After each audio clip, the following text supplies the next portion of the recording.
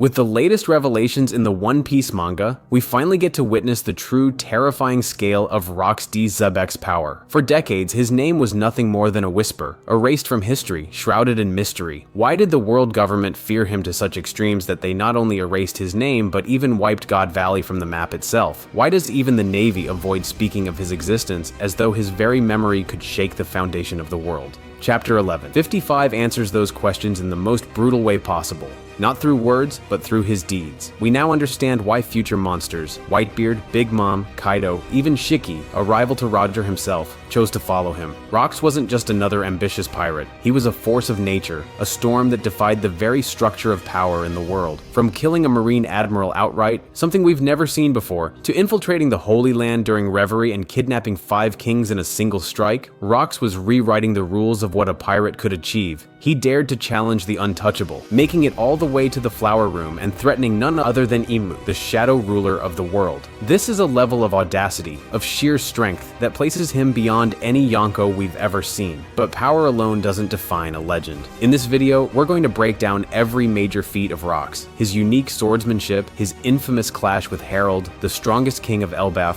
his legendary Davy backfights that brought future Yonkos to his crew, and even the time he destroyed the Gates of Justice, a move that shook the very Navy to its core. So let's dive into it. When we talk about Gol D Xebec, most people think of his sheer charisma, his ability to bend the will of monsters like Whitebeard and Kaido to his side. But Chapter 1155 gave us something even more terrifying, a glimpse into his personal fighting style. Rox wasn't just a leader, he was a warrior, and his weapon of choice is probably one of the supreme grade blades. Oda has shown us legendary swordsmanship throughout the series, Mihawk's unmatched precision, Roger's overwhelming conqueror-infused strikes, and Shanks's terrifying hockey clashes. But Rox brought something different to the table. His swordsmanship was raw, chaotic, and brutal, yet somehow refined in its unpredictability. The narrator stated that the impact of Rox's sword swings was so strong that it blew away everything in the vicinity. This wasn't just the air pressure we've seen in typical hockey clashes. It was the kind of destructive force that leaves an entire battlefield in ruins. Even Kaido, known for his brute strength and monstrous durability, never displayed this kind of raw destructive capability with a single weapon strike. Whitebeard's Quake fruit gave him power to shatter islands, but Rox achieved that same level of devastation through sheer strength and hockey mastery alone. Right now, we don't know if Rox was a devil fruit user or not, but whatever the case, it's clear that he was a master hockey user, likely one of the strongest in history. Chapter 1155 gives us a glimpse of his clash with Harold, the strongest giant king of Elbaf. Oda made this moment even more iconic by drawing a direct parallel between Rox and Harold, similar to the legendary clash between Roger and Whitebeard. When Rox and Harold crossed paths, their blades didn't even touch. Instead, the overwhelming force of their conqueror's hockey erupted into the sky, confirming that both were advanced conqueror users. The impact of that clash was devastating. The shockwave tore through the land, blowing away everything within a 5-kilometer radius. It's a rare sight, the kind of raw, island-level strength we've only seen from Roger and Whitebeard in their prime. If this is just a glimpse of Rox's power, it's no wonder the world government feared him to the point of erasing him from history. Out of all the reveals that Oda dropped in Chapter 1155, the most shocking one, without question, was that Gol D Xebec once met Imu. For the longest time, fans believed that Imu's identity was hidden from the world, a secret so deep that only the 5 elders and perhaps the Holy Knights knew of their existence. Not even the celestial dragons, the so-called gods of the world, seemed aware that someone even higher stood above them. But Chapter 1155 turned that assumption upside down. It turns out Rox knew all along. And not just that, he confronted Imu face to face. This single moment opens the door to a flood of questions.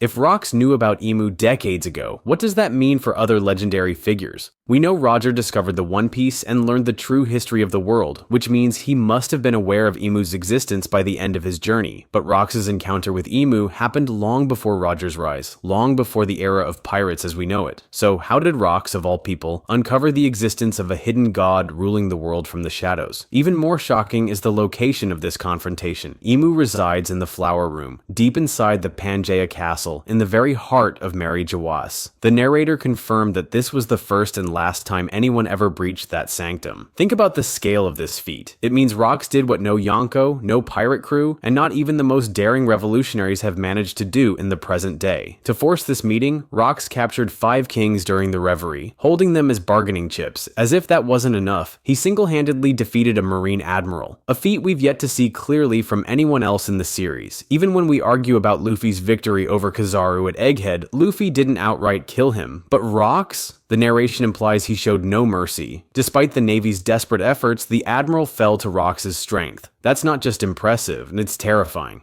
It tells us that Rox operated on a level of ruthlessness and power far beyond any Yonko we've seen. But here's the interesting part. Rox didn't storm the Holy Land to kill Emu. His goal wasn't a bloodbath, it was negotiation. Using the captured kings as leverage, Rox tried to strike a deal. Of course, Emu, who sees the rulers of the world as little more than pawns, didn't care. The kings meant nothing to them. Then, in an unexpected twist, Rox mentioned that he was a fan of Davy Jones. That one line changes everything. The panel that followed showed the furious gazes of both Rox and Emu, 2 titans of willpower, neither willing to back down. But the real mystery is why Emu didn't try to eliminate Rox right there. This is a being who commands the Gorosei and controls the entire world government. And yet, for some reason, Emu allowed Rox to leave alive. Did Rox know something that even Emu feared? Did he have knowledge or power that made him untouchable even in that moment? As Rox left, he wore a devilish smile, declaring that he would return. That line alone has sent shockwaves through the fandom. What was Rox planning? What connection does he have to Davy Jones? And why did Oda suddenly bring Davy Jones back into the story after all these years? It's clear that this meeting between Rox and Emu is not just a piece of history, it's a seed for future revelations. And if Oda is hinting at this now, it means whatever role Davy Jones plays could tie directly into the final war and the truth of the world itself. For now, we can only wait and let Oda cook. But one thing is certain, if Emu didn't dare kill Rox that day, it's because he was far more dangerous than we could have ever imagined.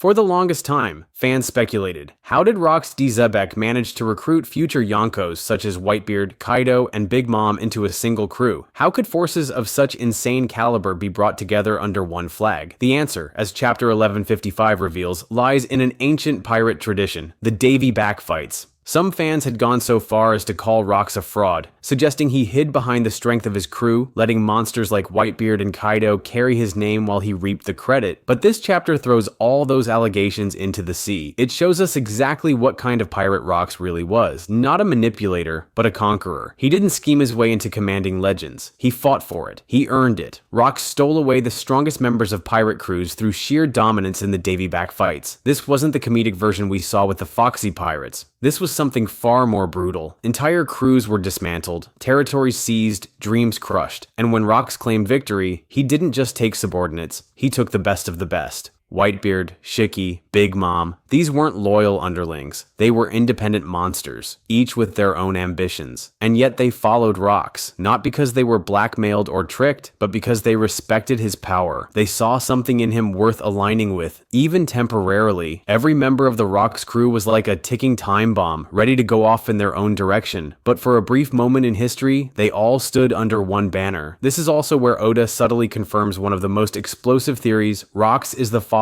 of Marshall D. Teach, Blackbeard, and the parallels between father and son are striking. Just like Blackbeard later assembles a crew of dangerous, selfish individuals from Impel Down's level 6, Rox did the same, but through force, not manipulation. Both built their crews with members who had their own goals. Both didn't seek loyalty, they demanded results. What's crazy is that this strategy worked. Within just a few years, he created a crew so dangerous that the world government labeled them an existential threat and wiped their name from history. The fact that figures like Whitebeard and Kaido once followed someone else, not as equals, but as part of a crew, speaks volumes. The Yonkos we know today were once just pieces on Rox's board. The Davy Back fights weren't just a method of recruitment, they were a declaration of dominance, and through them, Rox D. Xebec forged the most terrifying crew the world has ever known.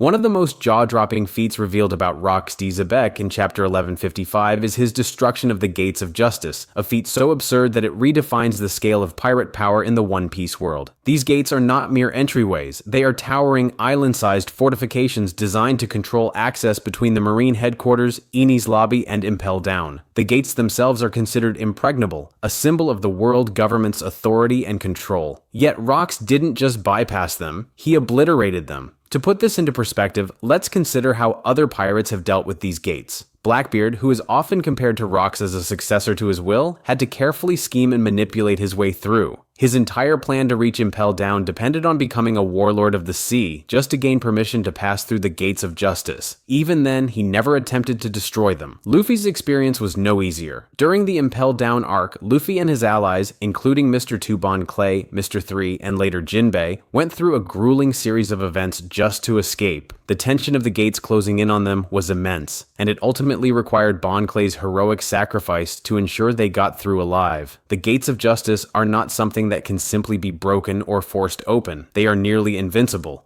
But Rox D. Xebec, in a display of sheer dominance, didn't just pass through these gates, he destroyed them, single-handedly. No elaborate plan, no sacrifice, no alliance, just pure, overwhelming power. And to make matters worse for the world government, he did it while stealing an enormous amount of wealth from the celestial dragons, escaping their most secure waters as if they were nothing. This feat alone places Rox in a different league from anyone else we've seen in the series. We have witnessed Whitebeard shaking the seas and Kaido tanking entire armies, but destroying the Gates of Justice, the very symbol of the government's impenetrable defenses, is something beyond even their accomplishments. It's a declaration of defiance on a world-shattering scale. No Yonko, no pirate, and not even the most audacious criminals have ever come close to such an achievement. But for Rox D. Xebec, it was just another day in his reign of chaos.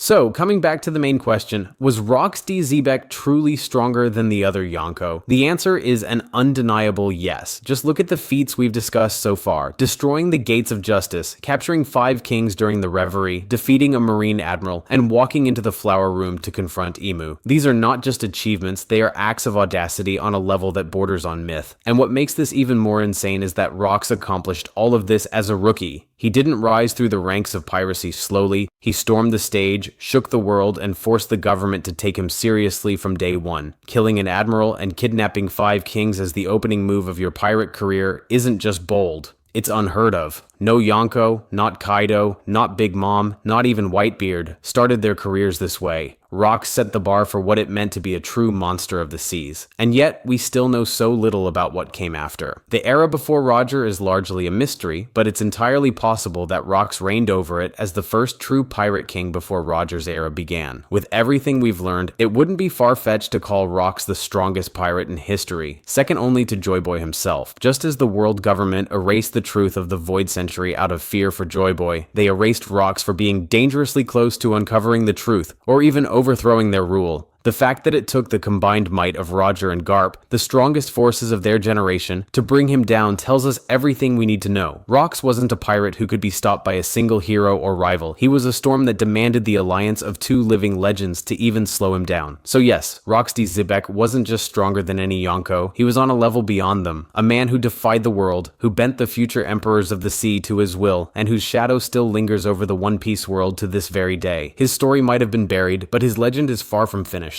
That's all for now. If you enjoyed this video, make sure to like, subscribe, and leave a comment. Until next time, I'll see you soon.